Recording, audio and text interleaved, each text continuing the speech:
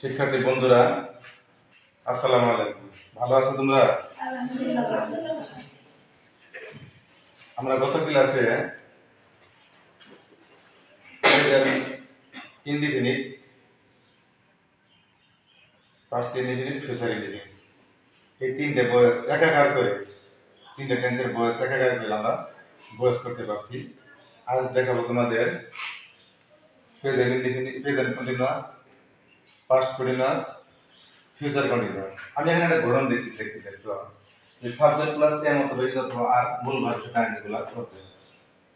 এই am is আর এর জায়গায় যদি আমি ওয়াজ আর দেই আর সবকিছু ঠিক থাকবে, সেটা হবে পাস্ট কন্টিনিউয়াস। ঠিক নেই? জি স্যার। আর এম ইজ আর ওয়াজ আর এর পরিবর্তে যদি শেল বি উইল বি দেই, তাহলে সেটা হবে ফিউচার কন্টিনিউয়াস। মানে একই নিয়ম, শুধু এই অক্সিলারি ভার্বের পরিবর্তন। তাহলে আমরা আজকে এই তিনটে নিয়ম একাকার করে একটি থেকে পেসিভ করব।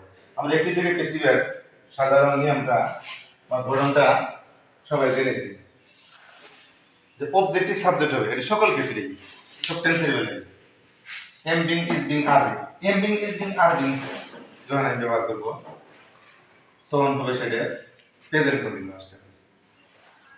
Am being is being are being এর পরিবর্তে আমি যখন ফার্স্ট কন্টিনিউয়াসে যাব তখন ওয়াজ বিং ওয়্যার বিং আসবে। তখন ফিউচার কন্টিনিউয়াসে যাব shall be being will be being করবে। আর যে বাকি তিনটে নিয়ম আছে, যে মূল ভার্বের পাস্ট পার্টিসিপল, এটা সব সময়ই হবে। বাই প্রিপজিশন এটা সব সময়ই হবে, সব টেন্সের ক্ষেত্রে হবে। সাবজেক্ট অবজেক্ট সব টেন্সের ক্ষেত্রে হবে। আমি একটা সেন্টেন্স করি দেখো, যে I am reading a book. I am reading a book, আমি একটি বই পড়ে দিছি। I am reading a book, আমি একটি বই পড়ে দিছি। এটা বেসিক করব কিভাবে? এ বুকটা অবজেক্ট সাবজেক্ট করব, এ বুক, এন্ড এ বুকের পরে এম বিং করব, ইজ বিং করব না আর বিং করব? Is being. Thank you. Is being, is being, is being. Read বারে verb participle reading, read by I of the me. তাহলে I am reading a book, আমি একটি বই পড়ে দিছি। A book is being read by me, a book is being read by me. আমি আগে বলছিলাম যে এই am is are present কন্টিনিউয়াসের auxiliary verb, was were first কন্টিনিউয়াসের অক্সিলারি ভার্ব। আমি যদি এখানে এমটা উঠায় দিয়ে ওয়াজ দেই আর এখানে যদি ওয়্যার দিই, ডব্লিউ ই আর, যদি ওয়্যার দিই, এটা মিলায় দিলাম যে was being were being. Was being were being কখন দিব? যখন আমি ওয়াজ ওয়্যার ধরব এবং টেন্সটি হবে পাস্ট কন্টিনিউয়াস। যখন পাস্ট কন্টিনিউয়াস হবে তখন অক্সিলারি ভার্বটা শুধুমাত্র পরিবর্তন হবে, আর কিছু পরিবর্তন হবে না। যখন ওয়াজ বিং ওয়্যার বিং, আমরা এখানে যদি যেমন I was reading a book, আমি একটি বই পড়তেছিলাম। I was reading a book, আমি একটি বই পড়তেছিলাম। I was reading a book, আমি একটি বই পড়তেছিলাম। এ বুক অবজেক্ট সাবজেক্ট হবে, তাহলে এই অক্সিলারি কন্টিনিউয়াসের অক্সিলারি পরিবর্তন হবে, প্রেজেন্ট কন্টিনিউয়াস পরিবর্তন হবে, পাস্ট কন্টিনিউয়াস হবে। Was being, a book was being read by me. সকল কিছু পরিবর্তন, সকল কিছু ঠিক আছে, শুধু অক্সিলারি ভার্ব পরিবর্তন হয়েছে।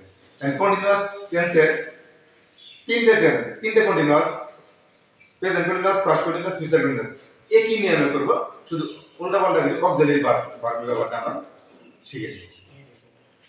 এখন আরেকটা সেন্টেন্স যদি আমি করি, I shall be, you will be, you will be going home, you will be going home. এটা কোন tense? Future continuous, future continuous.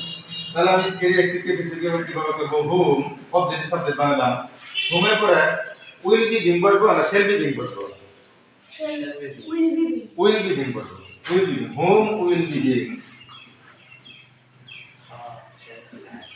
Whom will be being gone gone by your object will you will be going home তুমি বাড়ি যাইতে থাকবে